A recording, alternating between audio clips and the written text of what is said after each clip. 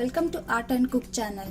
Today we will see how to prepare berries smoothie, which is very healthy. Before that, please click on the red button to subscribe to Art and Cook channel and click on the bell icon to get the first notifications of our new videos.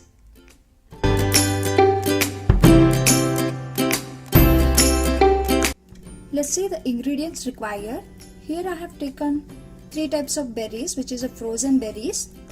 I have taken blueberries, strawberry and raspberries, and 1 glass of yogurt, 2 tablespoons of honey, and dry fruits. Here I have taken cashew, almonds and pista. Let's see the process. In a blender, take all the berries, then add yogurt,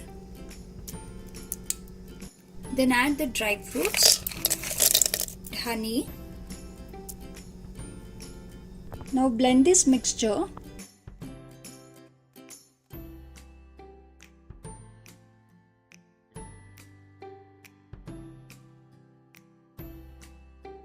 Berry smoothie is ready to serve.